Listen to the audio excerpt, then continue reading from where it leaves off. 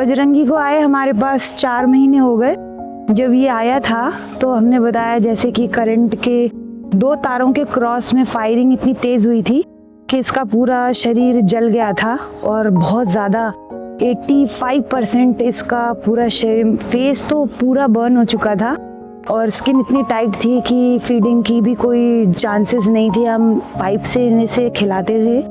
खून शरीर में केवल 100 में से 90% बर्न हो चुका था, सिर्फ 10% इसके ब्लड था बॉडी में। तो हम इसे चुकंदर, नारी, अनार यही सब चीज़ें देते थे और धीरे धीरे इसने भी बहुत हिम्मत दिखाई और केवल फ्रूट्स से ही हम इसे रखते थे। फ्रूट्स में भी वो चीज़ें देते थे जिससे कि इसका ब्लड बॉडी में बने। फीडिंग हमारी इसकी तरह इस तरीके से कंटिन्यू चलते रहा। फिर हमने जब इसका घाव भर गया फिर देखा तो इसके एक हाथ में स्वेलिंग बहुत ज़्यादा हो रही थी और पस भर रहा था उसमें। फिर ड्रेसिंग प्रॉपर होती रही तो पता चला कि करंट लगने के बाद जब ये ज़मीन पर गिरा तो इसका एक हाथ पूरा टूट चुका था। फिर एक्सरे किया तो एक हाथ पूरा टूटा हुआ था और फिर उसके बाद प्रॉपर ड्रेसिंग होती रही। फिर धीरे धीरे इसका एक हाथ भी जुड़ गया, जिससे ये इसका एक हाथ है, ये हाथ इसका इस जगह से टूटा था। अब ये हाथ पूरा मोड़ तो नहीं पाता है, कलाई टूटी थी, ये जगह अभी भी थोड़ी सूजी हुई है पर हड्डी जुड़ गई है और ये जगह इसकी ये ब्रोक हो गई थी।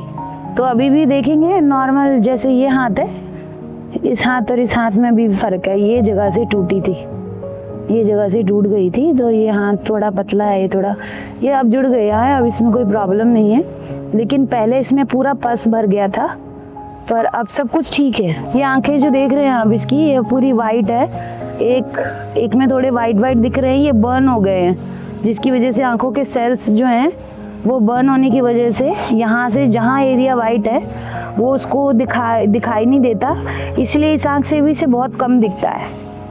और ये आँख तो इसकी पूरी ख़त्म हो चुकी है, इसलिए नॉर्मली जैसे इंसानों को या बंदरों को दिखना चाहिए उतना इसे दिखाई नहीं देता है। ये तो मतलब चाहता है कि पेड़ों पे उछलना, जालियों पे जाना, लेकिन हम इसे नहीं छोड़ सकते क्योंकि ये इसे दिखाई नहीं देता। इसकी बहुत इच्छा होती है कि ये कूदे, उछले, वनों में जाए, जालियों पे जाए, क्योंकि छोड़ देंगे फिर ये खाना पीना कैसे खाएगा। थोड़ा घुमाने के लिए हम इसे बाहर लाते हैं तो ये थोड़ा हम पे गुस्सा भी हो जाता है कभी कभी कि ये मुझे छोड़ते क्यों नहीं है, और इसलिए हमने इसके गले पे ये बांधा है और थोड़ा थोड़ा घुमाने लाते हैं इसे बाहर हम। लेकिन ये चाहता है पेड़ों पे घूमना, दूर उछाल मारना। तो है कि लंबे समय से रहने से हमारे साथ ही है, हमारे ऊपर ही पूरा डिपेंड है और हम अब इसको छोड़ भी नहीं सकते क्योंकि अच्छे तरीके से इसे अभी भी नहीं दिखाई देता।